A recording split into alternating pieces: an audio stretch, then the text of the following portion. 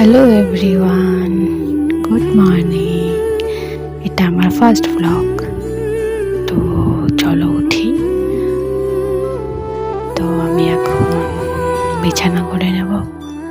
বিছানাটা না করলে আবার আমার জননী আমার উপরে কেঁপে যাবে। ফার্স্টে এটা আমার ব্লগ, ফার্স্ট ব্লগ। তোমরা প্লিজ আমাকে সবাই একটু সাপোর্ট করো। দেখো আমার চুলগুলো আইনস্টাইনের মতো হয়ে গেছে। তো মশারিটা এখন তুলে নেব, সব কিছু গুছিয়ে নিয়ে একবারে ফ্রেশ হয়ে বেরোবো ব্রাশ করতে।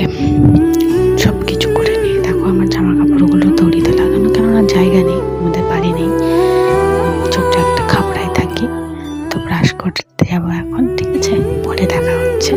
চলো ব্রাশ করে আসি, একটু ফ্রেশ হয়ে নিয়ে ব্রাশ করে আসি। বিছানাটা একটু ঝাড় দিয়ে নিই, কারণ কাঠের গুঁড়ো পড়ে অনেক, যেহেতু কাঠের ঘর।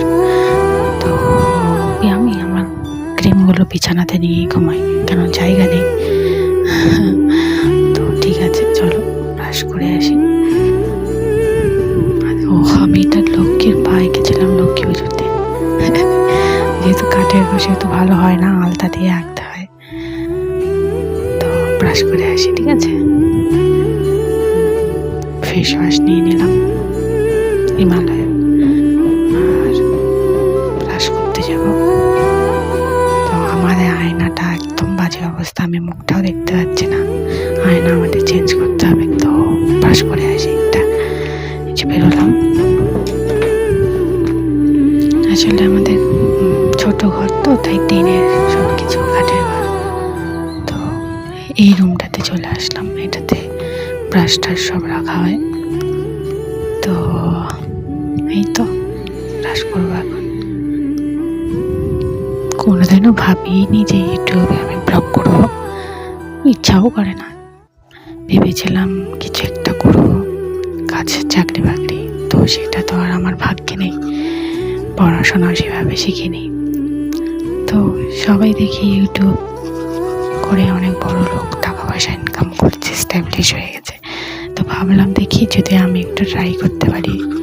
5-6 হাজার টাকা একটা মেয়েও যদি ইনকাম করলো, তাও অনেকটাই পথ চলা যায়, কারোর জন্য আমাদের ভাবতে হয় না। তো তোমরা সবাই আমাকে আশীর্বাদ করো যেন আমি ব্লগটা কন্টিনিউ করতে পারি। আর ব্লগটা প্লিজ তোমরা একটু সবার সাথে শেয়ার করে দিও।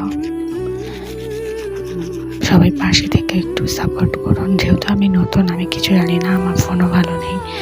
তো এই যে আমি মুখ ধুয়ে আসলাম, ফ্রেশ হয়ে আসলাম, গামছাও নেই, নাইটি দিয়ে মুখ